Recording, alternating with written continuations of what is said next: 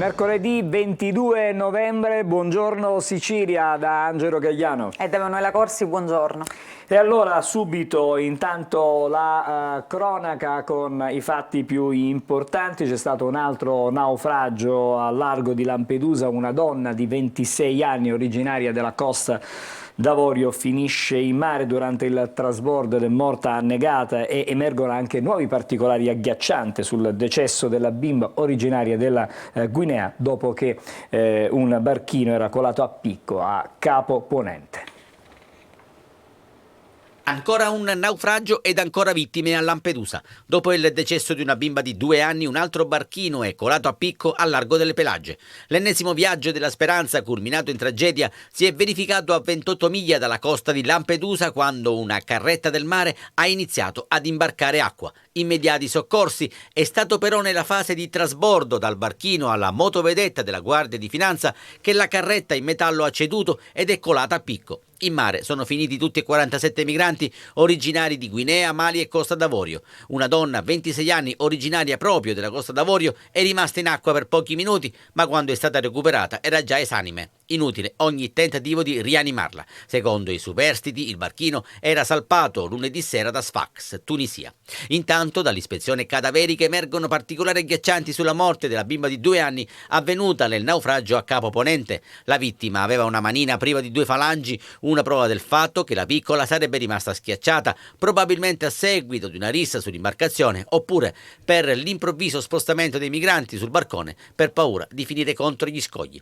Racconti confusi e contrastanti che dovranno essere approfonditi, e su questo stanno lavorando da ore gli investigatori e gli operatori socioculturali che hanno ascoltato i naufraghi di Costa d'Avorio, Burkina Faso, Guinea e Mali. Tutti sono stati condotti all'hotspot di Contrada Imbriacola, mentre la prefettura di Agrigento sta coordinando i trasferimenti a Porto Empedocle. E intanto sugli sbarchi c'è da registrare che ci sono nuovi arrivi, 88 i migranti sbarcati fra la notte e l'alba a Lampedusa. Nell'hotspot al momento sono presenti 1283 migranti. Adesso torniamo ad occuparci della morte di Giulia, del femminicidio. Il silenzio, dolore e rabbia. Anche gli studenti delle scuole medie a Catania ricordano Giulia, che è l'ultima vittima in ordine di tempo di femminicidio nella giornata indicata dal ministro Valditara per il minuto di raccoglimento. Il silenzio è per un dolore interno e il rumore per appunto la rabbia che noi abbiamo. Gridano basta i ragazzi di questa scuola media catanese, basta al femminicidio, alla violenza, alla manipolazione, al tentativo di ridurre la libertà dell'altra.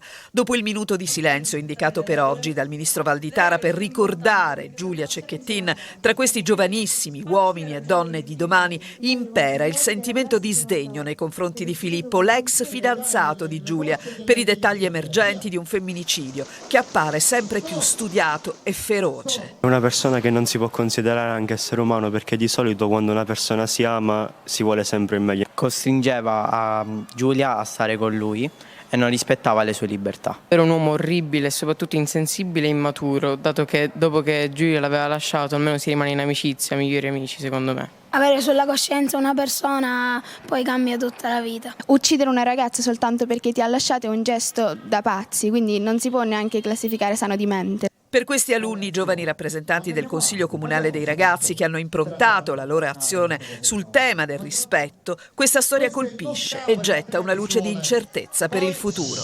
Nessuna ragazza può sentirsi sicura magari di stare in una relazione. Dopo tutto quello che è successo anche mi viene paura per queste persone. Per loro è il tempo dei primi batticuori e anche del primo rapporto con la parola gelosia. Ce lo confidano timidamente alcune ragazze che si dichiarano pronte a scappare al primo segnale negativo. È l'effetto della sensibilizzazione costante di questi giorni, in attesa che il governo si occupi realmente di prevenzione e non solo di repressione, come si legge nel pacchetto di misure che puntano a rafforzare il codice rosso. E di lotta alla violenza contro le donne continueremo a parlare nel corso del nostro Buongiorno Sicilia. Non solo di questo, parleremo anche della possibile imminente fine degli imballaggi monousi e di Black Friday. Ma adesso andiamo da Emanuela per avere la lettura, il quadro dei fatti più importanti dei quotidiani regionali. Sì, partiamo con i fatti regionali, ma ovviamente l'attenzione è ancora rivolta a questo caso della morte di Giulia. Per esempio partiamo dalla Sicilia, vediamo la fotonotizia, fai rumore proprio sulla reazione di un paese che insomma vuole dire basta dopo questa ennesima tragica storia, l'agonia di Giulia e le manifestazioni in tutta Italia. Prima abbiamo visto anche dei ragazzini, dei bambini insomma appunto sensibili su questo tema. Poi manovra, l'Unione Europea bacchetta Roma alla pagella, bilancio non pienamente in linea con le raccomandazioni, faro sull'aumento della spesa e Giorgetti però rassicura, era tutto previsto. Vediamo nel taglio alto Lampedusa, le testimonianze dei profughi salvati in mare. E ancora a Caltanissetta l'inchiesta sul caso Montante, mafia, Montante archiviato, ecco le piste invece ancora aperte. In prima pagina si torna a parlare del rogo di Fontanarossa di quest'estate, l'indagine a Catania rispunta la ciabatta, super periti le carte della relazione ai PM. La ricerca, stragi sulle strade, le due piaghe della nostra Italia, da un lato i femminicidi, dall'altro però le morti sulle strade. Distrazione e smartphone sono la causa principale. Per quanto riguarda la salute, Covid e influenza, con il freddo aumentano i casi ed è corsa al vaccino. Restiamo ancora in questo taglio, il vice ministro dei trasporti Rixi dice porti della Sicilia centrali nella via del cotone dall'Asia. Ci sono altre notizie, le vediamo in alto. Intanto l'addio ad Anna Kanakis, l'attrice e scrittrice tra l'altro di origini messinese, nel 1977 conquistò la corona di Miss Italia, fu la Miss Italia più giovane, aveva soltanto 15 anni. E altri casi, cronaca a Catania, la storia di quel ragazzino di 15 anni che ha ucciso la madre che voleva rifarsi una vita lontano dal contesto paterno, l'ex marito era in carcere, ebbene uccise la madre, condanna definitiva appunto per questo giovane. Sempre a Catania, lo store dello spaccio era videosorvegliato, a Caltagirone clienti pericolosi, viene chiuso un mini market e poi Taormina. Un altro tema, il comune va a caccia della bandiera blu. Ma andiamo a vedere invece all'interno, intanto la questione dei migranti, perché purtroppo si continua a morire in mare. L'inferno sul barchino negli occhi e nelle parole dei 44 sopravvissuti. L'imbarcazione si è capovolta davanti all'isola dove i migranti si vedevano in salvo. Intanto proseguono le ricerche di 8 dispersi, poi c'è il racconto. Abbiamo raccontato stamattina, sì, c'è stato un altro naufragio proprio nelle ultime ore con un'altra vittima, stavolta una donna che è morta, sì. Purtroppo anche come dicevi tu stanno continuando gli sbarchi, quindi è un bilancio che purtroppo tende ad aggravarsi. Il racconto, quei due ragazzi infreddoliti e denutriti che chiedevano aiuto, e poi si torna a parlare di questo protocollo tra l'Italia e l'Albania. Tajani dice a breve disegno di legge di ratifica per la gestione dei flussi migratori. Per quanto riguarda appunto i centri CPR, però quelli italiani, siciliani, centro migranti a Campo Rotondo, ma il sindaco non è convinto. Il CPR dovrebbe sorgere accanto al campo di calcio abbandonato. Lunedì mattina il sopralluogo dei tecnici. Le stragi sulle strade, dicevamo, la colpa, la distrazione, e la principale distrazione è quella del telefonino. La ricerca, la distrazione durante la guida è la principale causa degli incidenti e nella gran parte dei casi lo smartphone appunto viene considerato un'arma letale. Il 10% degli italiani, e questo è un dato allarmante, gira un video mentre è al volante, e abbiamo avuto anche dei casi insomma anche di morte morti proprio per girare dei video, soprattutto influencer giovanissimi. Le cosiddette challenge anche, Le no? challenge che si riprendono mentre dovrebbero stare proprio attenti a quello che accade sulla strada.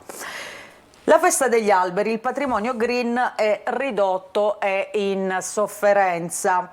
Poi abbiamo visto in prima pagina che si parla di influenza e Covid, l'influenza sale e il Covid cammina sotto traccia. I malati evitano il tampone. Studi medici pieni, con il freddo aumentano i casi, corsa per il vaccino ai fragili.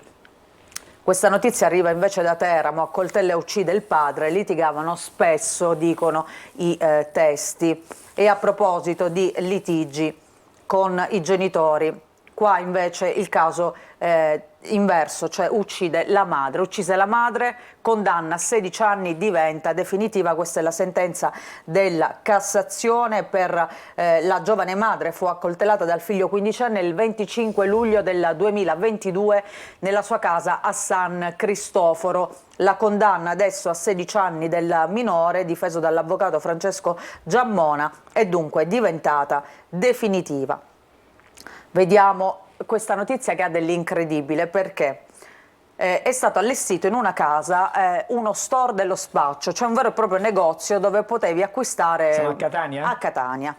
Qualsiasi tipo di droga.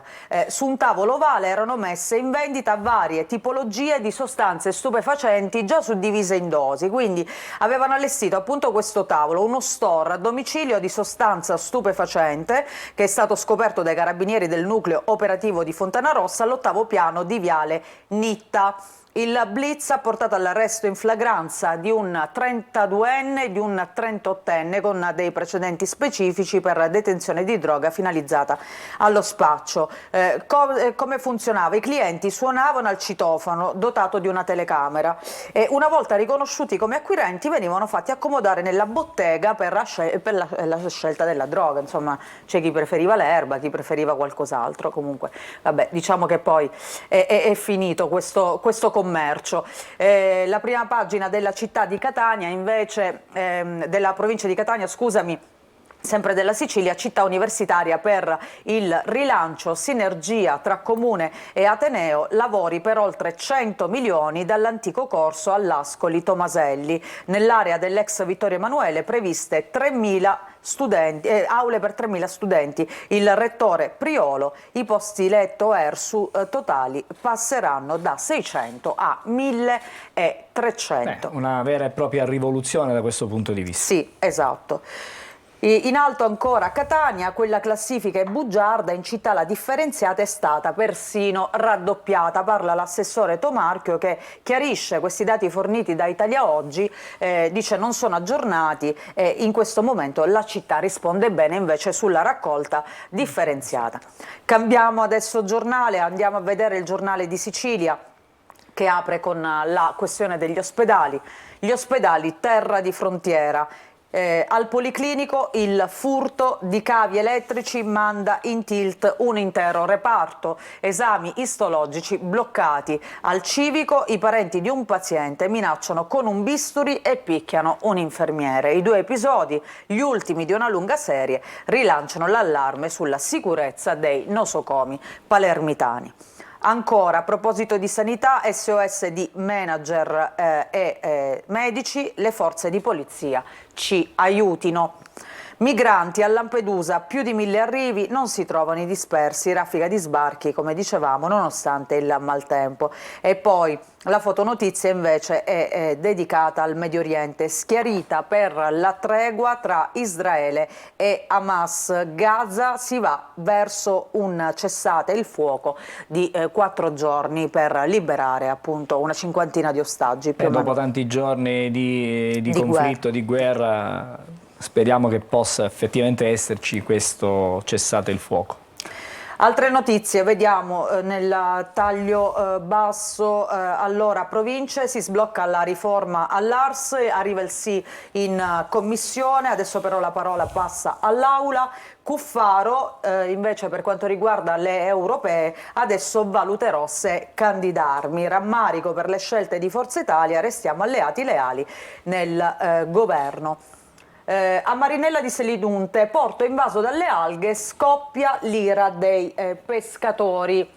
Mentre invece a Palermo, Rapp si allontana la tempesta e si riprendono gli straordinari. Impegno dopo l'intervento del sindaco La Galla, ma soltanto fino al 10 dicembre. Il piano approvato, i tagli per le scuole, esplode la protesta. E invece nel taglio alto troviamo la ferocia di Filippo. Giulia, 25 minuti di agonia per le coltellate, poi lo vedremo meglio guardando i giornali nazionali. L'Unione Europea approva con riserva la manovra dell'Italia, ulteriori valutazioni in primavera. Parigi bocciata, Roma tra i 9 rimandati appunto dall'Europa. La Gazzetta del Sud, vediamo allora il titolo: Agenzia unica per i porti, a Roma si sta varando la riforma, cosa cambierà per Messina e lo Stretto? Intanto a giorni scatterà il commissariamento dell'autorità portuale. Qui c'è la fotonotizia dedicata appunto all'attrice Anna Kanakis che era di origini messinesi. Addio ad Anna Kanakis, l'attrice che amava scrivere, nata a Messina e Miss Italia, ex Miss Italia, aveva solo 61 anni. Giulia ha visto il male per 25 minuti. Donne nel mirino, l'agonia della 22enne veneta ferita a morte. E parla il testimone, che sarebbe un vicino di casa della ragazza. Che l'uomo che ha lanciato l'allarme, che ha chiamato i carabinieri in qualche modo. Ha sentito la ragazza urlare, ha visto anche la scena, la prima forse delle due aggressioni proprio dell'ex fidanzato. Como, Fano, Napoli, Rimini, si mobilitano le piazze e in mezza Italia ieri acido muriatico e altri orrori, perché nonostante da un lato c'è un'Italia che reagisce, che scende in piazza, che protesta contro questa piaga sociale ormai, dall'altra però non si fermano le azioni violente da parte di uomini. L'ultimo caso appunto di un giovane che ha buttato dell'acido muriatico addosso ad una donna. Manovra da Bruxelles, un sì con riserva per il deficit e la spesa. Giorgetti dice avanti con sano realismo, 7 paesi promossi, 4 bocciati, tra cui anche la Francia. In alto i migranti, una bambina morta a Lampedusa, 8 dispersi dopo il naufragio, ma abbiamo visto che ci sono delle novità, c'è anche una donna morta nelle ultime ore. A Messina i carabinieri hanno celebrato la Virgo Fidelis e sempre a Messina, bilancio in chiaroscuro, dopo i primi lavori alla condotta comune Amam fanno il punto, correttivi per i prossimi step. Messina sempre alle prese con un problema perdurante di approvvigionamento idrico. A Taormina, debiti del comune, la commissione di liquidazione ha messo ordine. A Milazzo si torna a parlare di ospedale pronto soccorso, il pronto soccorso non traslocherà a Barcellona. Allora ci fermiamo con la rassegna stampa regionale, fra pochissimo saremo di nuovo insieme e stavolta andremo a leggere le principali notizie, gli approfondimenti dei fatti non solo nazionali ma anche internazionali, sempre con Emanuela Corsi. A fra pochissimo.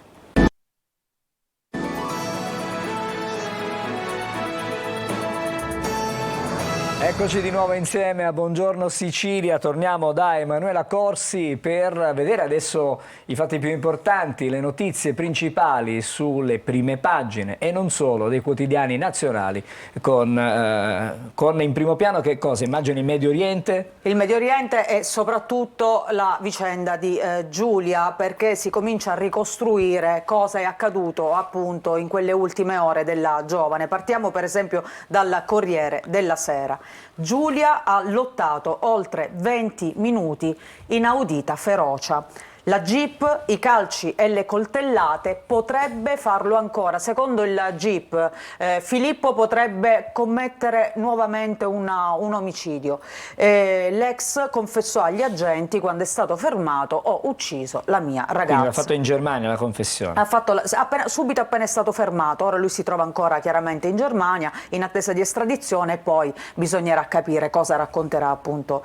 Ma già si comincia a delineare il quadro in maniera maniera più precisa. Parlano oggi al Corriere della Sera, c'è questa intervista importante, i genitori, la famiglia Turetta, quindi i genitori di Filippo, che dicono Filippo forse voleva rapirla, ma la frase principale è questa: non siamo talebani, quante cattiverie in TV, non abbiamo educato nostro figlio a odiare le donne. Sono queste, è questa la posizione della famiglia, che dice non è vero che noi abbiamo inculcato questa cultura del patriarcato a nostro figlio, non è così.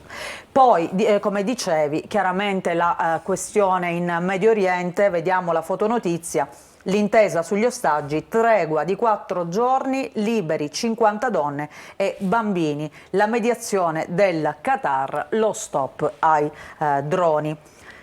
C'è uno spiraglio in qualche modo, perché in qualche modo si fermino le armi, ci sia lo scambio di prigionieri, perché gli ostaggi da una parte, i prigionieri palestinesi in Israele faranno, diciamo, ci sarà questo scambio. Dovrebbero essere 150 i palestinesi invece che dovrebbero essere liberati, utilizziamo sempre il condizionale. Che non dovrebbero essere appartenenti ad Hamas, ovviamente. No. Poi vediamo la Lega che presenta 3 emendamenti alla manovra, l'ira degli alleati dall'Unione Europea, invece arriva un sì con riserva per quanto riguarda appunto la legge di bilancio.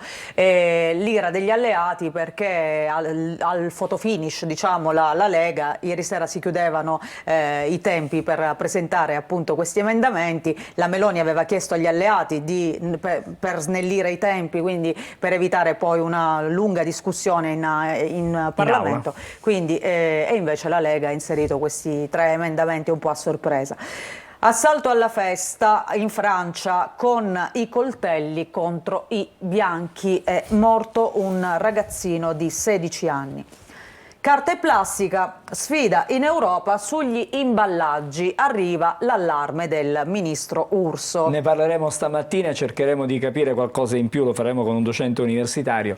È un problema non solo di abitudini e non solo ambientale, ma immagino anche occupazionale, perché molte aziende dovranno in qualche modo rimodellare il loro business. Vedremo, cercheremo di capire i loro piani di produzione, chiaramente.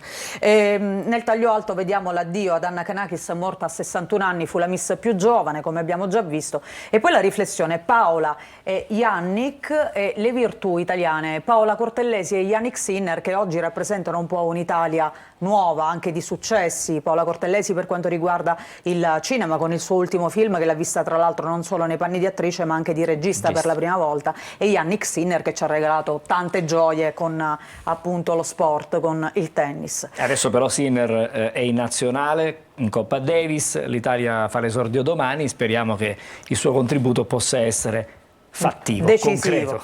Concreto. In primo piano il femminicidio, ovviamente nell'auto di Filippo è stato trovato il coltello del delitto. Può farlo ancora, questa è diciamo, il giudizio del GIP. Venezia, l'ordinanza del magistrato, nella vettura molte tracce di sangue, l'ultima cena al fast food pensa che è stata pagata proprio dalla vittima, dalla ragazza, carta di credito con del la papà. carta di credito. Trovato a bordo anche il cellulare spento dalla sera dell'aggressione, il Jeep. Giulia ha lottato per 22 minuti, da lui un'inaudita ferocia, e poi il testimone che racconta che cosa ha visto. Vediamo, se ne è accorto questo vicino di casa che ha assistito esterrefatto alla scena dalla finestra. Ancora siamo vicino alla casa della ragazza. 150 metri dicono gli investigatori circa da casa, quindi praticamente sotto casa, possiamo dire sotto casa. Infatti anche il padre non si perdona questa cosa, dice mia figlia era qui dietro che chiedeva aiuto e io non mi sono accorto di nulla.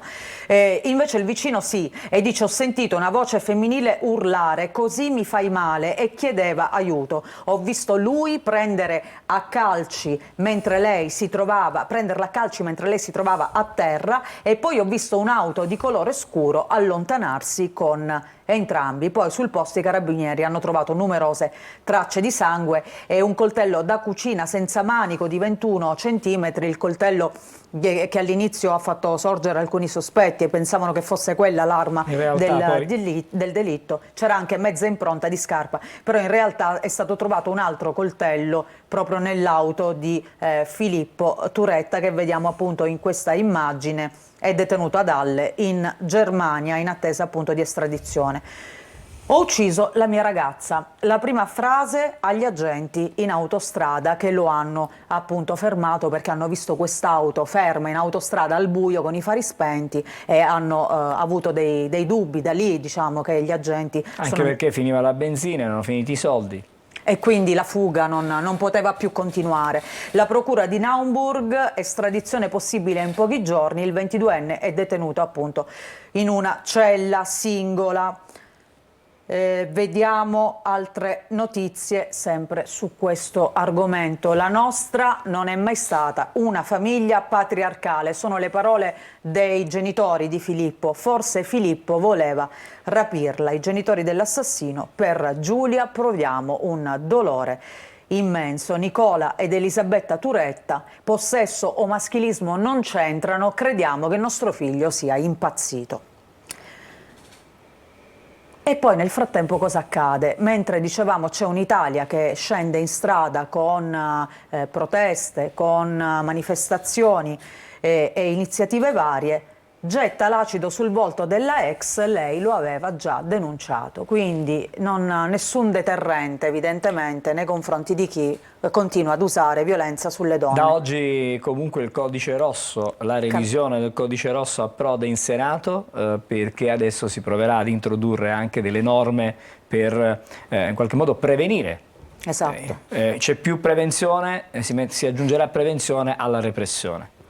Forse più prevenzione e meno repressione, forse quella potrebbe essere anche la formula giusta. Erba, era stato disposto il divieto di avvicinamento, la 23enne è stata salvata da 2 operai e qui vediamo l'uomo Said Cerrà, 25 anni, è stato portato ieri in carcere.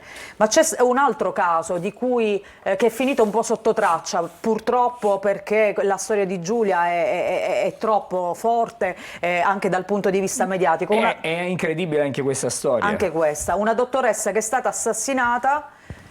L'obiettivo però a quanto pare era il marito che si trovava con lei nel momento dell'agguato, ma in realtà a perdere la vita è stata la donna. E quindi vediamo qui chi è la vittima: Francesca Romeo, la dottoressa di 67 anni, uccisa appunto in un agguato in Calabria, scoperta che viene fatta in maniera contestuale al ritrovamento poi del corpo di Giulia, quindi 2 donne diciamo ritrovate morte nello stesso giorno. La situazione in Medio Oriente, gli ostaggi, Israele vota l'intesa, Netanyahu difficile ma giusto, previsto il rilascio di 50 civili in 4 giorni di tregua, ma il totale potrebbe arrivare appunto ad 80. E poi faccio vedere queste foto, sono dei bambini piccolissimi, tanti hanno veramente pochi mesi di vita, quei piccoli prigionieri e i parenti che sono col fiato sospeso, nessuno può capirci. Le voci di chi attende la svolta e che chiede verranno tutti rilasciati. Questo è l'altro dramma di cui si parla.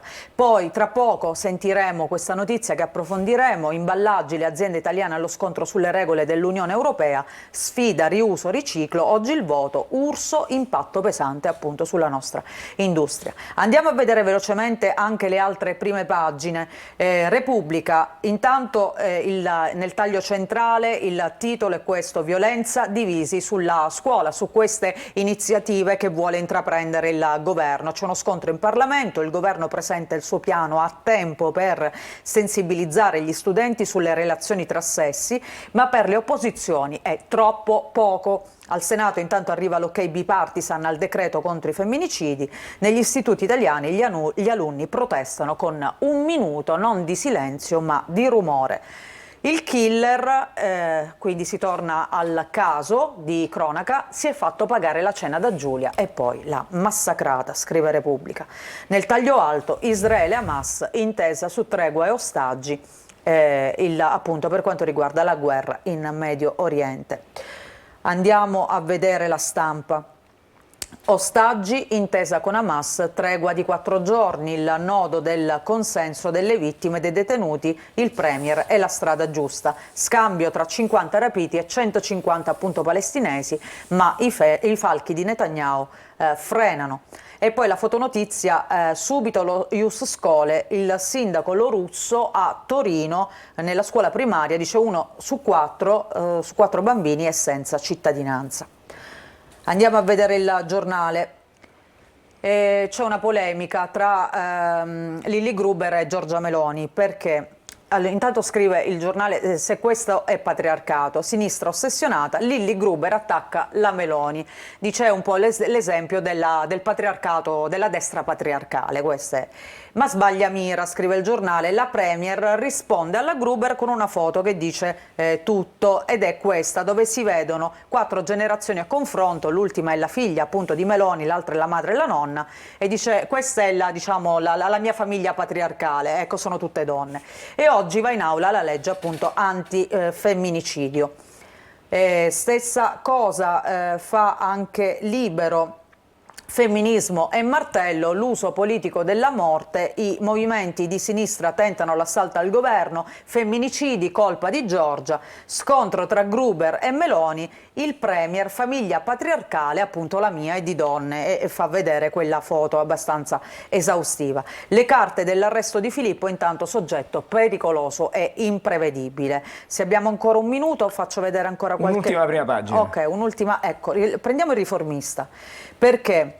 A differenza degli altri mette Paolo Crepè in primo piano, lo psicologo, dice spegnete Netflix e parlate con i vostri figli, altro che lo psicologo e l'oretta di educazione ai sentimenti. È una via, potrebbe essere una via da seguire. Noi ci fermiamo, fra poco torniamo con Buongiorno Sicilia, con noi degli ospiti per parlare per l'appunto di quella che sarà la giornata contro la violenza sulle donne. A fra pochissimo.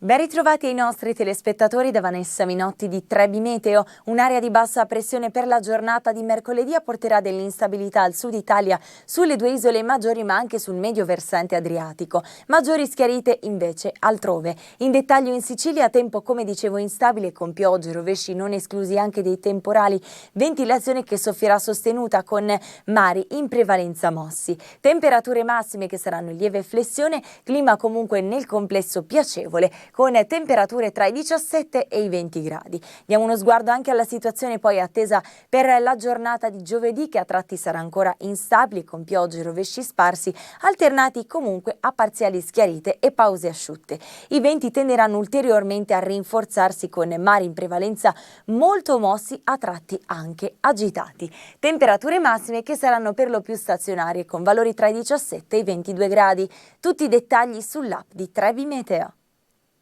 A me la cipolla non piace. Meno male. Fatelo a casa, buonissimo. Allora, eccoci di nuovo in studio, vi ricordo c'è Chi la vuole cotta alle 13 e poi anche alle 19:30 su Antenna Sicilia prima dei telegiornali. Buongiorno, do il benvenuto a Salvo Filetti, buongiorno, grazie per essere con noi. Do il benvenuto anche ad Anna Agosta, buongiorno, che è la Presidente dell'Associazione Tamaia, che si occupa proprio di proteggere, seguire le donne che sono vittime di violenza. Il caso di Giulia in questi giorni è di grande attualità sui quotidiani. Stamattina abbiamo letto ancora dinamiche, abbiamo saputo adesso anche dai magistrati che c'è il rischio che Filippo, l'ex fidanzato, possa commettere altri delitti di questo genere. Il femminicidio in Italia è una grande piaga, non è soltanto un problema italiano, è un problema che colpisce buona parte del mondo, non solo quello diciamo occidentale, perché non abbiamo dati, poi da un'altra parte del mondo abbiamo pochi dati. Però questi fenomeni avvengono quasi sempre in ambito domestico. Quando si parla di femminicidio la percentuale è altissima dei casi che avviene o a casa o con la persona, il partner, l'ex partner.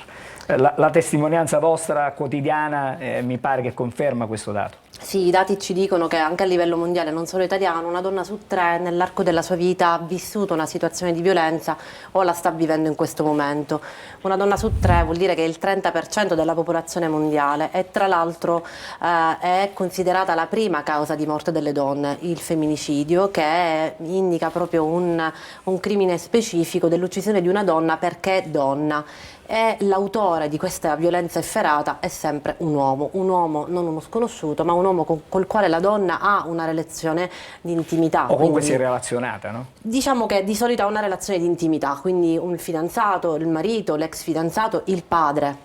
Questo, i dati ci dicono che al 95% l'autore è sempre un uomo col quale la donna ha una relazione di intimità. I casi di violenza, soprattutto sessuale da sconosciuto, sono veramente residuali, pochissimi.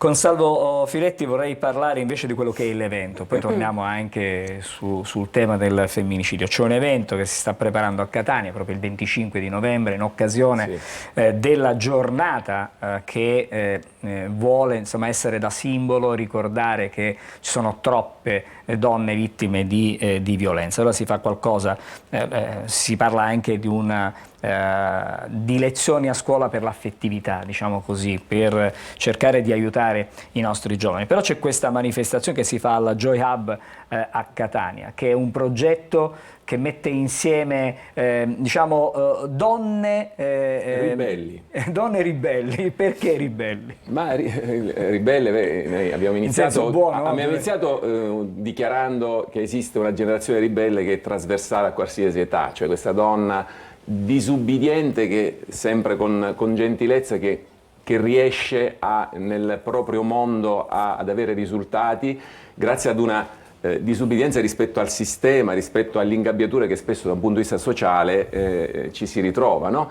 Da donna, e quindi ogni età ha avuto le sue ribelli. Quindi partendo da questa idea di donna ribelle ho voluto coinvolgere tante donne straordinariamente ribelli e declinate in tutte le arti, giustizia e legalità, impegnate a 360 gradi per riuscire ad avere un punto di vista ben preciso e diverso su una problematica che ora ovviamente sta prendendo una priorità estrema data la cronaca, ma il punto vero è avere sempre di più coscienza e consapevolezza e dare un nome a ogni tipo di violenza, perché c'è fondamentalmente un'ignoranza incredibile, no? Cioè io a volte dico, ci sono popolazioni che hanno scoperto dei colori solo dopo che hanno dato il nome a quel colore, cioè prima esisteva ma non lo vedeva nessuno. Oggi se non si dà un nome e cognome a ogni tipo di violenza, no?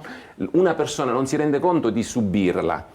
E io provengo dal mondo della bellezza, quindi sono un promotore, intanto un uomo, e oggi ritengo che in quanto uomo bisogna indignarsi. L'indignazione con azione finale deve essere sempre di più maschile se vogliamo contenere e frenare questo problema enorme. Ecco perché intanto una cosa che ho promosso e ho voluto fortemente io, intanto in questa operazione.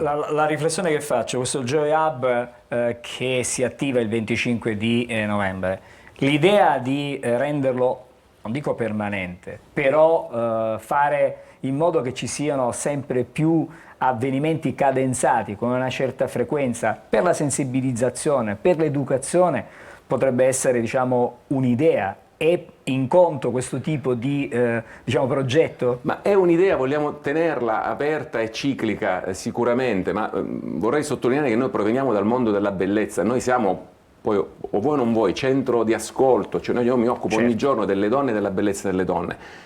E immaginate, guardo le donne, li ascolto e quindi sto nei momenti gioiosi, felici e nei momenti di fragilità. Sono vicino, e questo conforto, questo dare forza nei momenti importanti e anche nei momenti difficili mi ha portato a questa. Noi siamo dei centri d'ascolto che possiamo sostenere, possiamo fare da ponte a un'associazione come Tamaia. Sì. Associazioni che si occupano, di questo volevo parlare adesso invece con Anna Agosta, perché oggi sarà un caso, insomma, però il governo sta cercando di accelerare determinati passaggi, ha chiesto di non presentare emendamenti al nuovo codice rosso che era stato approvato di recente ma che adesso necessita per forza di cose di nuovi interventi, perché c'era ben presente la parte della repressione in questo codice rosso, mancava la prevenzione, e quindi oggi va in aula questo provvedimento al netto di emendamenti, è bipartisan, tutti praticamente d'accordo nel presentare, arriva in Senato. Che cosa si può fare per prevenire? Quali possono essere i suggerimenti? Adesso il testo del governo oggi non ha emendamenti, è blindato, diciamo, passerà così, ma cosa si può fare per avvertire questi campanelli d'allarme? Perché noi ci sono. come centro antiviolenza, come associazione Tamaia, ma anche come rete nazionale dei centri antiviolenza, lavoriamo tantissimo sulla prevenzione, che riteniamo possa essere l'unica via per quel cambiamento culturale che tutti e tutte auspichiamo. Lavorare sulla prevenzione però vuol dire farlo con competenze, farlo dalla primissima età, quindi coinvolgere i bambini e le bambine dalla scuola dell'infanzia fino all'università, parlare ai bambini e alle bambine di uguaglianza, di parità, dire alle bambine che hanno il potere in senso positivo di diventare tutto ciò che vogliono, quindi ribaltare questi stereotipi ancora di genere che sono poi quelli che ingabbiano tutte e tutte e sono l'humus sui quali poi la violenza si nutre, dei quali la violenza si nutre. Per questo lavoriamo sempre per promuovere il cambiamento culturale, che sembra uno slogan, ormai tutti parlano di cambiamento culturale, i politici, le associazioni, noi lo diciamo da 40 anni, però per noi questo è un significato profondo. Infatti abbiamo voluto aderire a questa iniziativa di Salvo Filetti perché ci piace la parola ribelli, noi ci siamo sempre considerate delle ribelli, ribelli è un sistema che è ancora il sistema patriarcale, che è una parola che è difficile. Soltanto un problema di cultura patriarcale, perché ci sono questi episodi di violenza, non sempre però la violenza, come nell'ultimo caso, è frutto della cultura patriarcale. Stamattina i genitori di Filippo, che è l'omicida, dicono che loro non sono dei talebani, che non hanno educato il figlio a casa con la cultura patriarcale. È una famiglia normale, libera da un punto di vista mentale, quindi evidentemente c'è stata una difficoltà nel trasmettere questi valori al figlio, o dicono loro nostro figlio è impazzito, perché non si spiegherebbe da questo punto di vista così tanta atrocità per come viene descritta dagli inquirenti. Io non farei passare questo messaggio, nel senso che i dati ci dicono che il fenomeno è assolutamente trasversale e non riguarda solo fasce sociali meno abbienti, non riguarda uomini e donne che non hanno come dire, una istruzione elevata. Al contrario, le assicuro che le donne che accedono al centro antiviolenza sono quasi tutte di una fascia sociale medio-alta.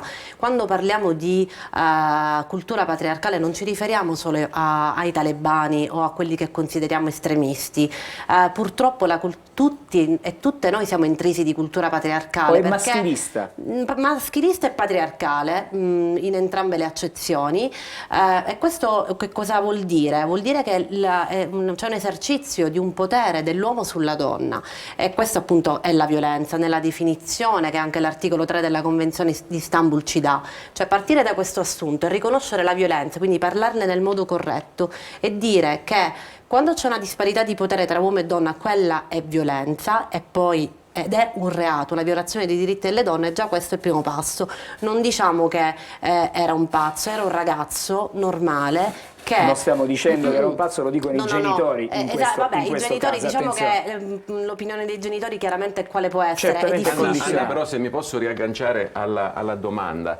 Stiamo dando per scontato che tutta l'educazione accade in famiglia, cioè oggi guardate che non è proprio così, cioè un ragazzo mediamente è più facile che si formi in altri ambienti che in famiglia, quindi per quanto una responsabilità gravissima abbiano i genitori, guardate che avete mai ascoltato la musica trap, avete mai ascoltato certi ragionamenti negli spogliatoi o nei bar tra uomini? Ecco perché dico alla fine oggi se l'uomo consapevole ripeto, si indigna una volta per tutte e fa un'azione e comincia a fare un'azione pratica e concreta, però la verità è che la formazione avviene in famiglia, nel senso che è la famiglia che ti dà gli strumenti poi una volta immesso nella società, perché è chiaro che un padre e una madre non possono essere sempre accanto al figlio a tenergli la mano, si tende a proteggerli in casa e poi chiaramente fuori questi ragazzi sono allo sbando più totale, soprattutto in una società complessa come quella di oggi, che non è quella della mia generazione. Basta accendere un telefonino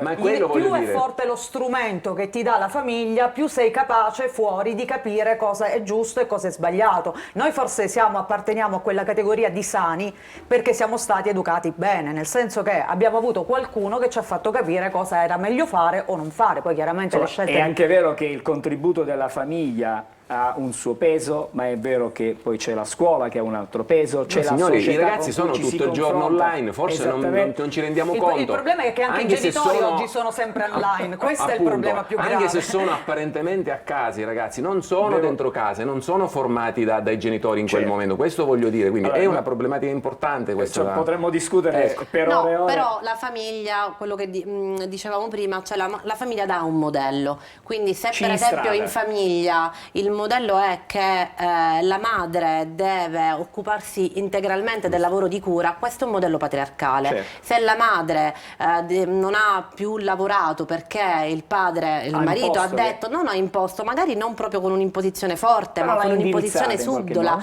dicendo non ti preoccupare, ci penso io alla famiglia, tu accudisci i bambini, ecco, questo è un'impostazione patriarcale.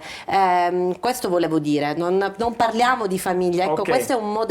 Io però, siccome siamo fuori già di 2 minuti, quasi 3 minuti. Velocemente, oggi vi dico anche qual è la testata. Allora, su Repubblica oggi c'è un'intervista ad un uomo, un ex violento, dice, lo chiamano il violento pentito, picchiavo le donne, ora sono cambiato ma ho lottato 3 anni. Il racconto di Michele Rinato nel centro di ascolto per uomini aggressivi.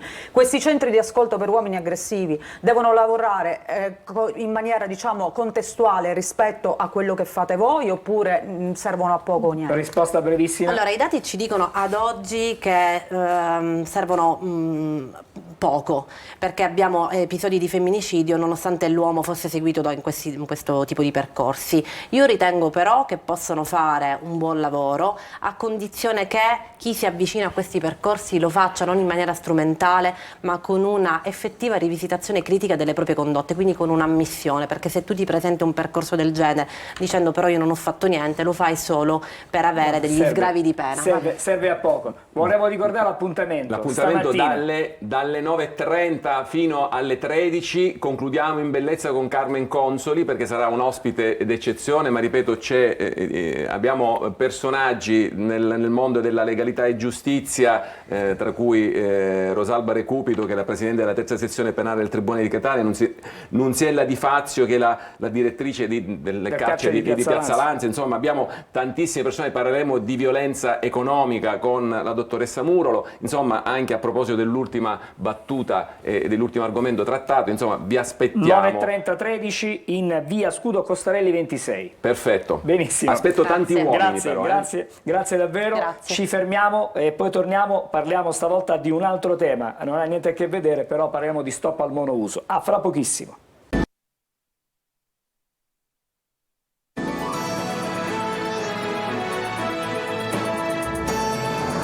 Bentornati a Buongiorno Sicilia, adesso parliamo di imballaggi, diciamo quelli che si utilizzano anche per le insalate già pronte, per la bustina dello zucchero. Ne parliamo con il professore Giuseppe Mancini, che è professore associato di impianti chimici all'Università di Catania. Buongiorno professore, dall'Unione Europea arrivano sempre queste direttive, questi regolamenti che in qualche modo cercano di tutelare l'ambiente e la nostra salute. Tutto questo ovviamente poi scatena anche delle conseguenze, perché è chiaro che le nostre aziende, stamattina il ministro Urso sul Corriere della Sera, se non sbaglio, in qualche modo fa presente che la nostra industria può andare in crisi, può avere dei contraccolpi.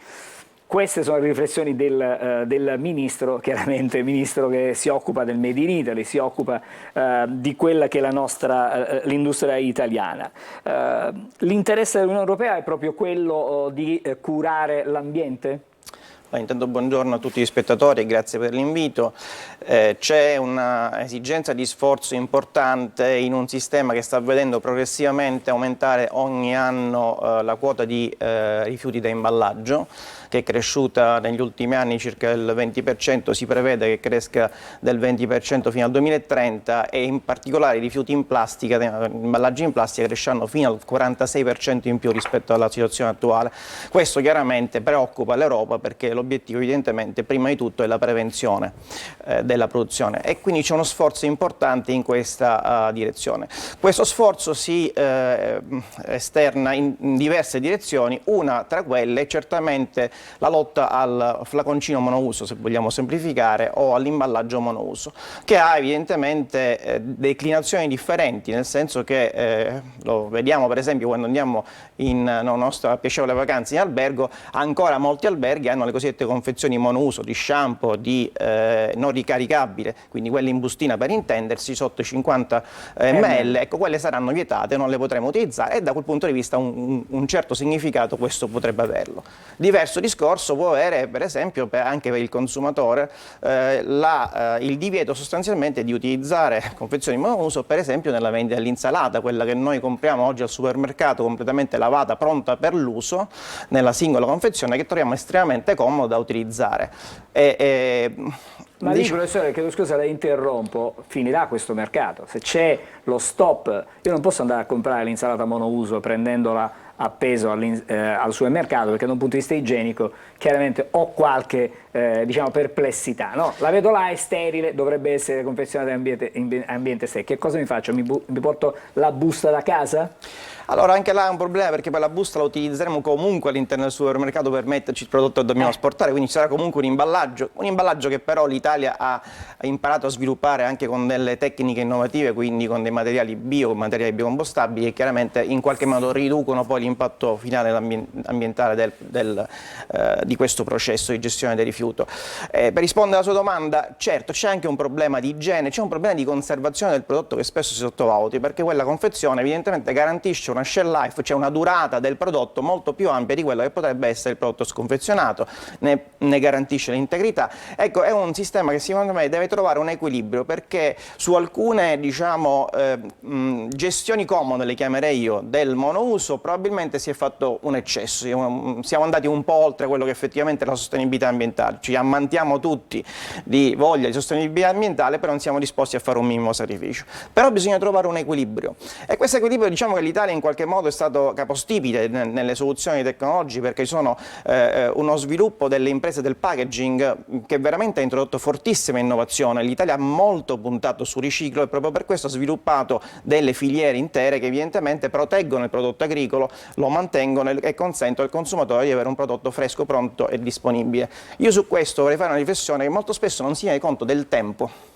Il tempo ha un valore, oggi come oggi forse è uno degli elementi che ha più valore nella nostra giornata, ed è chiaro che avere un prodotto che è rapidamente consumabile, chiaramente rispetto a tutta una serie di operazioni che oggi nessuno potrebbe riuscire a fare a casa, determina anche uno spostamento da parte del consumatore verso altri per esempio regimi alimentari, quindi per esempio per ridurre il fresco, ridurre gli ortaggi, ridurre la verdura, e questo potrebbe a sua volta avere delle complicazioni dal punto di vista del sistema sanitario, quindi diciamo dell'impatto sulla dieta e quindi sulle conseguenze sulla salute. Questo è un elemento che molto spesso sul tavolo non viene immediatamente perché non è diretto. Ma i burocrati non si possono occupare, o comunque chi pensa ad un provvedimento di questo genere non pensa alle conseguenze, ma pensa a quello che può essere il concreto vantaggio da un punto di vista, diciamo, chiamiamolo ambientale, ridurre la produzione e la messa poi allo smaltimento di plastica. Ecco. Diciamo che il sistema dell'ingegneria chimica, ingegneria di produzione ti dice che se tu sostanzialmente indirizzi una normativa verso un certo settore, privilegia un settore a scapito di un altro. È successo per esempio con i piatti di plastica, con industrie anche molto vicine a noi, molto famose, siciliane, che hanno avuto sicuramente dei forti contraccolpi. Bisogna dire che quando si emana un regolamento o una direttiva, questa è in qualche modo una mediazione tra paesi che stanno a diverse latitudini e che hanno anche diverse abitudini e sono abituati i cittadini a comportarsi in maniera differente.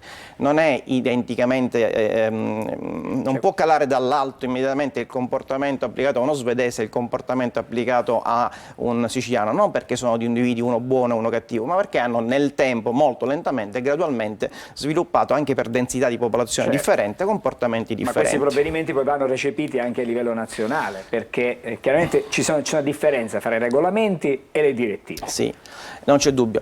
Però questo, infatti, essendo un regolamento, avrà un impatto molto diretto, nel senso che forzerà veramente il sistema a questo genere di cose. E questo porterà anche dei disagi dal punto di vista di tutto il nostro sistema paese, che, come ho detto, è avanti rispetto agli altri, è avanti dal punto di vista dei riciclo. L'Italia ha già raggiunto degli obiettivi di riciclo eccelsi, ricordo che ci sono obiettivi di riciclo del 5% entro il 2030, del 10% entro il 2035 e del 15% dell'imballaggio entro il 2035, e c'è un forte interesse verso il riciclo integrale della plastica. Quindi si deve andare verso una direzione di questo genere, è obbligatorio, è giusto e sostenibile, bisogna farlo con equilibrio, bisogna farlo garantendo la neutralità tecnologica, cioè lasciando libero il mercato anche di proporre delle soluzioni che consentono di raggiungere gli stessi obiettivi con soluzioni che il nostro Paese ha imparato a sviluppare prima degli altri, e su questo è competitivo. Per questo c'è una forte, diciamo, perplessità, mi limito a questo termine, da parte di tutta una serie di soggetti istituzionali di altissimo livello, a partire da Confindustria, Confartigianato. C'è un dato che dell'associazione che riunisce i produttori di bevande analcoliche, quindi quelle che si consumano in bottiglietta, nella lattina, eccetera, eccetera. Per creare i centri di raccolta e gestire la restituzione dei contenitori vuoti in Italia servirebbe un investimento, leggo, iniziale di 2,3 miliardi di euro, un costo di gestione di 350 milioni all'anno, più di un'ulteriore spesa di 1 miliardo per il sistema informatico. Quindi diciamo che è chiaro che la direttiva nella circostanza non sarà immediata, perché ci saranno dei tempi per adeguarsi, però tutto questo comporta, e mi riallaccio a quello con cui abbiamo iniziato, il ministro Urso, delle difficoltà delle aziende di doversi in ogni caso adeguare. E diciamo, al di là dei costi che lei ha giustamente segnalato, il problema vero è che il nostro Paese ha da anni ormai indirizzato e sviluppato tecnologia e innovazione, quindi cambiato anche le filiere, e quindi ha costruito un modello che in questo momento viene messo in discussione. E quindi chiaramente questo può mettere anche in severa discussione posti di lavoro, economie locali che riguardano tutte le catene, dall'agricoltura alla produzione del packaging, che come ripeto è molto sviluppata. Parliamo degli imballaggi biocompostabili, ripeto, su quello l'Italia è estremamente in avanti, e questo provvedimento certamente andrebbe in qualche modo a toccare questa nostra diciamo, capacità di innovazione. Noi siamo quasi in chiusura, professore, però una cosa la dobbiamo dire ai nostri telespettatori: i tempi di attuazione. Oggi il provvedimento verrà discusso dal Parlamento in seduta plenaria, sì. In seduta plenaria, poi andrà al Consiglio, se non dico male. Avrà dei tempi, i tempi previsti sono quelli, diciamo, dettati all'interno del regolamento, quindi fondamentalmente dal 2027 ci sarà un cambiamento rispetto appunto a questo utilizzo dei flaconi monouso. Un impatto molto importante lo avrà anche sul settore dell'oreca, quindi dell'hotellerie, restaurant e caffetterie, perché là non sarà più possibile avere dei recipienti monouso da poter gestire dentro il locale, tutto dovrà essere riutilizzabile, per intenderci la cosiddetta maionese o ketchup o il sushi nel locale non lo potremmo avere in bustina. Di zucchero per mettere nel caffè, bustina adesso lo devo prendere da quello che è in comune. Allora, i nostri nonni lo utilizzavano lo zucchero in qua, quindi ecco, bisogna trovare secondo me al solito un equilibrio, una logica nella sostenibilità che in qualche modo permetta di mettere insieme quello che è il nostro anelito verso un paese, un futuro e un pianeta migliore, e quello che può essere la comodità di tutti i giorni a cui ci siamo a volte un po' troppo abituati. Professore, grazie per essere stato Grazie stamattina con noi, per averci fatto capire un po' meglio quali che sono i sistemi e verso che cosa stiamo andando. Ci auguriamo di averla presto con noi, magari per parlare di altro, perché insomma è importante scoprire determinati aspetti della nostra vita quotidiana. Sui rifiuti in Sicilia abbiamo molto da parlare. Grazie. Grazie a voi. Un'altra breve sosta e poi torniamo, parleremo fra non molto del Black Friday.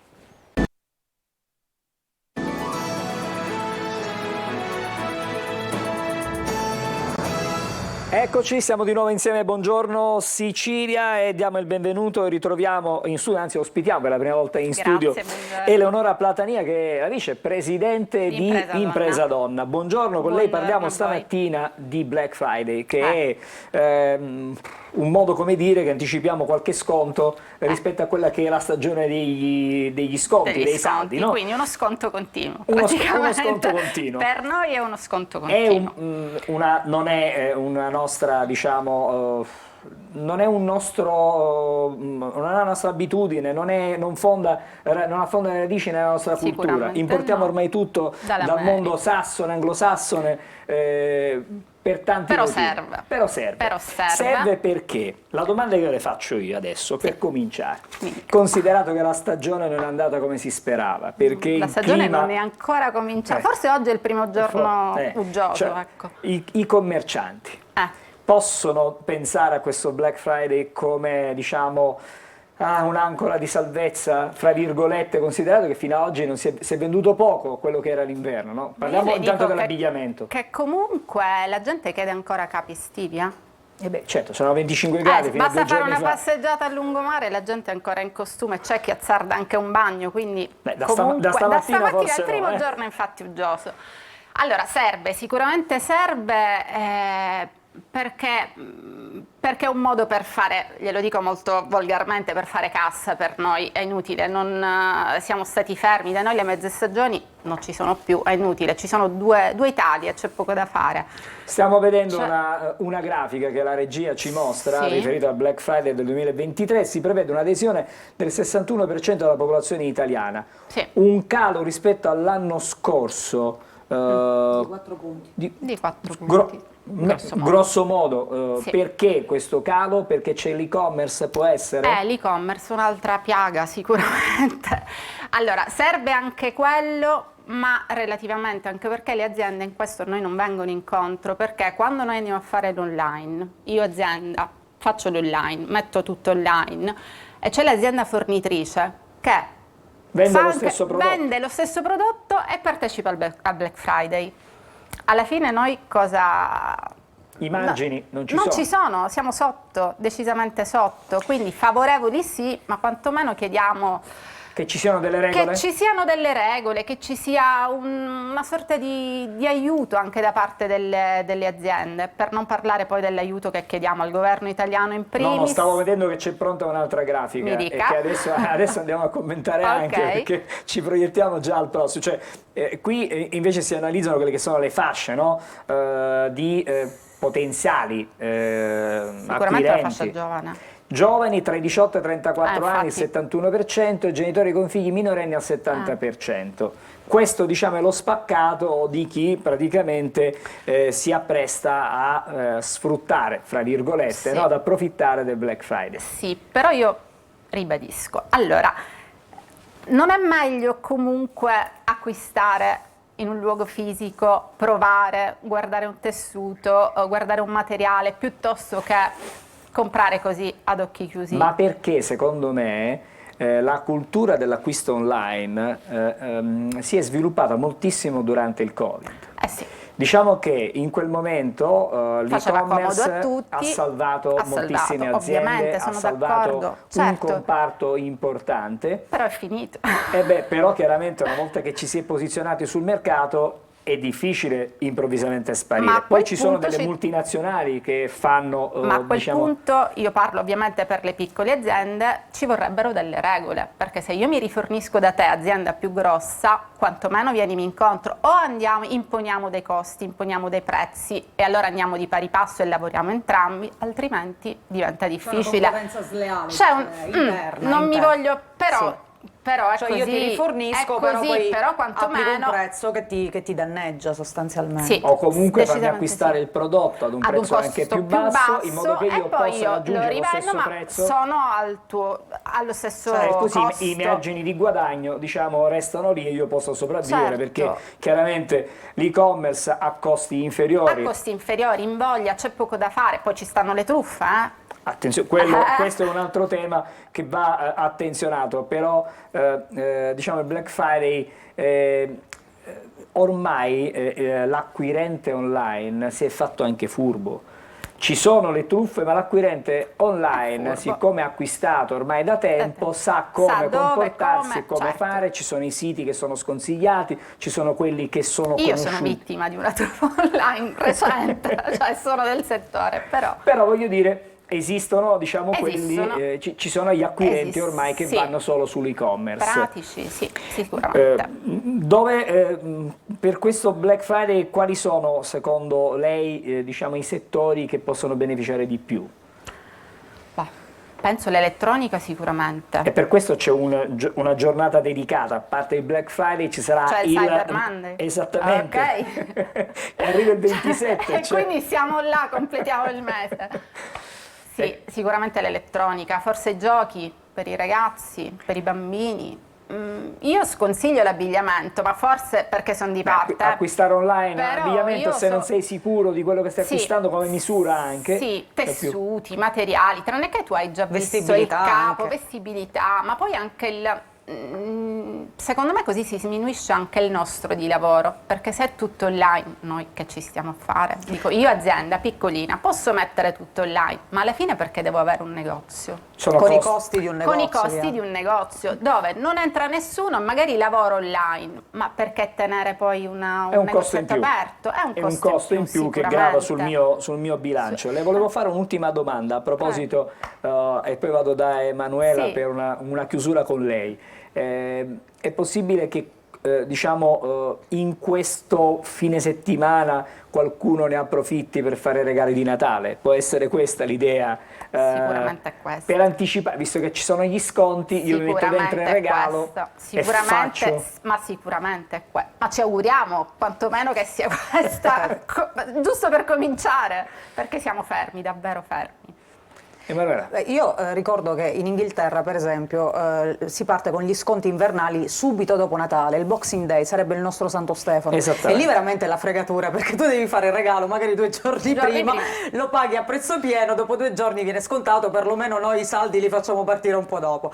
Però a proposito di questo, oggi sulla Gazzetta del Sud si parla di Black Friday e c'è un po' un focus su noi siciliani. Se anche la regia ce lo fa vedere, praticamente il Black Friday, scrivono, funziona ma le vendite online volano, quindi quello che dice anche la nostra ospite. Tempi duri per le attività economiche sul territorio, sono i dati della Confcommercio che indicano questi scenari. Un siciliano su 4 sta acquistando i regali proprio di Natale nelle giornate del Black Friday e poi del Cyber Monday, appunto dedicato all'elettronica, e sono in crescita rispetto al 2022, quindi quello che dicevamo prima. Però si va anche nei negozi, diciamo che tanti prediligono l'online, anche stare a casa, però io dico è anche bello fare una passeggiata, vedere negozi addobbati. E che forse sono cambiate anche le nostre abitudini. Sicuramente. Perché le famiglie prima uscivano più spesso, facevano la passeggiatina per magari i negozi. Entravi, ti incuriosivi, compravi, perché no? Ma anche una sola passeggiata per guardare, poi magari compro dopo, vado dopo, mi faccio un'idea. Adesso non c'è più. Non c'è più, perché tu l'idea te la fai online. Allora, noi ci auguriamo che questo Black Friday vada bene, possa risollevare un po' le sorti del commercio di tutti, ma proprio settori, tutti i settori. Ringraziamo Eleonora Platania, che è la vicepresidente di Impresa Donna, grazie per essere stata con noi stamattina. Grazie. Adesso c'è l'almanacco e poi torniamo, perché come sempre ci dobbiamo anche fare indicare cosa dicono le stelle questa mattina da Marco Amato. Se hai problemi di memoria, una tisana a base di erbe potrebbe aiutarti a tenere a mente tutto quello che ti serve. Per prepararla basta mettere 5-10 grammi di salvia in una tazza di acqua bollente. Questa miscela faciliterà il lavoro della barriera ematoencefalica, insomma la rete vascolare che protegge le cellule nervose dalle sostanze tossiche, e permetterà al sangue di arrivare con maggiore facilità al cervello. Questo avrà effetti positivi sulla memoria e su altre funzioni cognitive. Gli arabi hanno introdotto in Sicilia la canna da zucchero, il limone, l'arancia, il mandarino e la mandorla.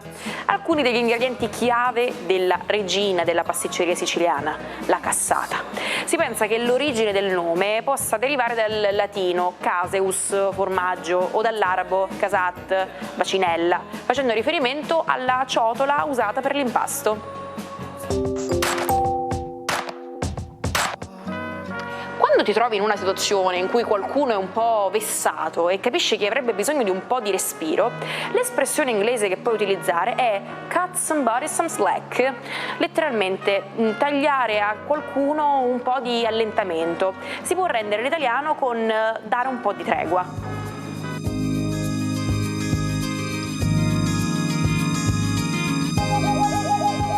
Grazie per i suggerimenti dal nostro almanacco. Adesso però andiamo, vedo una tazzina blu se non sbaglio da Marco Amato. Buongiorno, buon caffè Marco.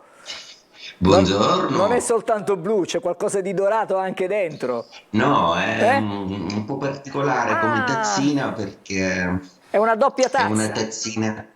Esatto, perché ha in realtà questo apparato che funge un po' da isolante termico, mentre invece la vera e propria tazzina, il recipiente è questo. Questo è uno stile dell'Europa dell'Est, è ucraina questa tazzina. Quindi abbiamo I colori sono quelli dell'Ucraina stamattina. Allora, stamattina invece di cosa parliamo, Marco? Allora, questa mattina, che è una giornata astrologicamente un po' speciale, poi vi spiegherò, parliamo di un personaggio che ha molto colpito i miei sensi da astrologo e vi spiego perché. Il personaggio in questione è al secolo Mattia Balardi, che è meglio conosciuto come Mr. Rain, Mr. Pioggia, ecco, chissà perché, ora lo capiremo. Allora, è uno scorpione, quindi è un segno d'acqua. E tra l'altro la sua carriera con una meravigliosa apparizione a Sanremo che gli ha valso il 3° posto nel podio, ha in pochissimo tempo scalato tutte le classifiche e prodotto dei brani assolutamente apprezzati e validissimi. Ma inoltre ha deciso di concludere il suo tour italiano con un concerto al Porto di Alsago che già registra il tutto esaurito, quindi complimenti al nostro scorpione Mr. Rain. E quello che mi ha molto colpito di lui è il fatto che sia uno scorpione che è un segno d'acqua. Il suo nome deriva proprio dal fatto che la sua ispirazione musicale a comporre sostiene egli che deriva proprio dalla pioggia. Quindi proprio da questo feeling sensoriale con l'elemento acqua, e cade proprio a fagiolo oggi che è la prima vera e propria giornata autunnale, invernale, non so più come definire oramai le stagioni nella nostra isola, però appunto la pioggia ispirante per lui a livello creativo. Ebbene, lo scorpione è un segno d'acqua, sì, ma l'acqua dei 3 segni d'acqua è molto differente. Il cancro rappresenta l'acqua della fonte, quella che beviamo, ed è associata anche al latte materno, mentre invece quella dei pesci è l'acqua marina, l'acqua del mare magnum, della psiche, che è quasi insondabile, le cui profondità a volte sono avvolgenti come l'arte e come la psiche.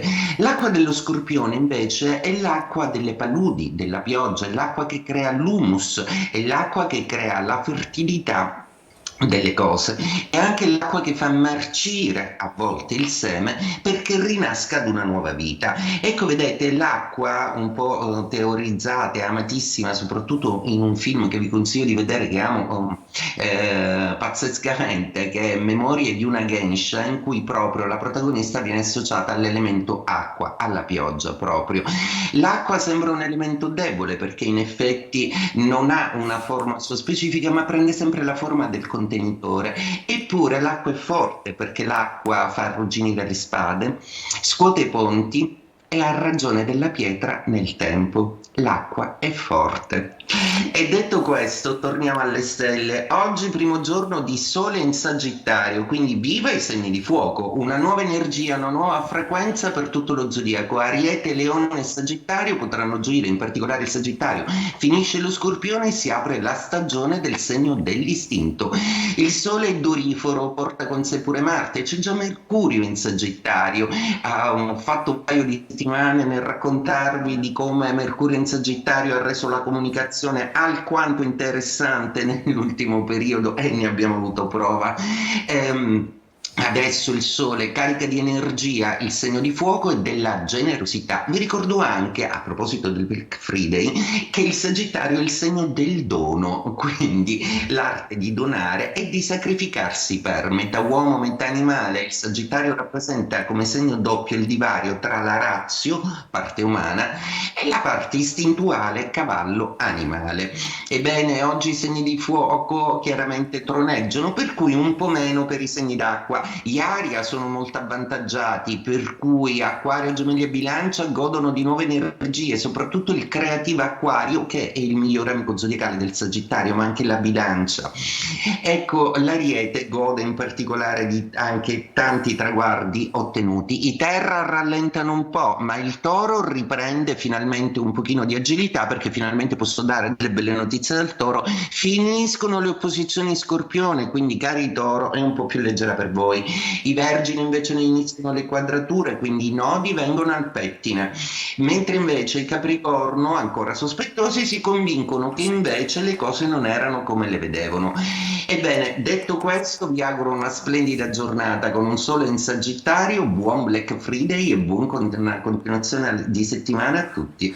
Grazie Marco Amato. E adesso nuovo passaggio dai quotidiani con Emanuela. Sì, non so di che segno è Morgan, ma non sono, diciamo, buoni tempi per il giudice, ex giudice di X Factor. La notizia è questa, infatti la prendiamo dal Corriere della Sera di oggi nella pagina degli spettacoli. Morgan, giudice licenziato. Ho smascherato una cricca e sono stato cacciato, dice lui. Fedez, dopo la lite nei camerini, urlava o me o lui. Retroscena di X Factor. Retroscena, ma c'è anche Repubblica che si occupa di Morgan dopo questa decisione appunto di Sky di mandarlo a casa, ma per tutta una serie di frasi che lui ha detto, diciamo, anche fuori luogo. Fedez mi ha aggredito, racconta Repubblica, e la lobby dentro X Factor ha chiesto la mia testa, quindi... Vedremo, insomma, dove c'è Morgan ci sono sempre discussioni, ci sono sempre polemiche. Non mancano i colpi di scena. Assolutamente. Diciamo allora Emanuela, lo sai che il 22 novembre del 1220 Federico II rientra in Italia a Roma e viene incoronato imperatore del Sacro Romano Impero. Ha solo 25 anni e il mondo è ai suoi piedi. Proprio a lui si deve la nascita della scuola poetica siciliana. E il 22 novembre del 1718 il pirata Barbanera, figura quasi leggendaria dell'epoca d'oro della pirateria, muore in una battaglia navale. Nella sua carriera aveva catturato 140 navi. Nella tarda mattinata di venerdì 22 novembre 1963, John Fitzgerald Kennedy, presidente degli Stati Uniti, venne assassinato a Dallas da Lee Oswald, un individuo disturbato, spinto dal bisogno di guadagnarsi un posto nella storia. Kennedy, il più giovane presidente eletto, diventa anche il più giovane a morire. È sempre il 22 novembre, ma dal 1968, in un episodio di Star Trek va in onda il primo bacio interrazziale nella storia della televisione americana tra il capitano Kirk e l'ufficiale della comunicazione Mihota. L'anno successivo, il 22 novembre del 1969, Internet muove i primi passi. In origine si chiamava ARPANET ed è un progetto militare americano che vuole sperimentare nuove forme di comunicazione. Nel 1974 si trasforma nella rete mondiale che conosciamo appunto oggi con il nome di Internet. È stato il più grande campione mai salito sul ring, lo stiamo vedendo. Il 22 novembre 1986, a poco più di 20 anni, Mike Tyson entrò nella storia divenendo il più giovane vincitore nei campionati mondiali al mondo, dei pesi massimi sul ring, un vero campione che poi si è perso. Il 22 novembre 2005 Angela Merkel è il nuovo cancelliere della Repubblica Federale Tedesca, prima donna a ricoprire questa carica in Germania e la seconda a presiedere il G8 dopo Margaret Thatcher. Siamo nel 1968, facciamo un passo indietro, ma è d'obbligo. 22 novembre i Beatles pubblicano The Beatles, conosciuto come White Album. 3 giorni dopo la pubblicazione nel Regno Unito sbarca poi anche negli Stati Uniti per diventare di lì a poco l'album più venduto dei Beatles oltreoceano. E oggi ascoltiamo While My Guitar Gently Weeps, mentre la mia chitarra piange dolcemente. Ci godiamo l'esibizione che hanno fatto il 29 novembre del 2022 in occasione del concerto tenuto in memoria di George Harrison, While My Guitar Gently Weeps. Grazie, con Buongiorno Sicilia ci ritroviamo domani.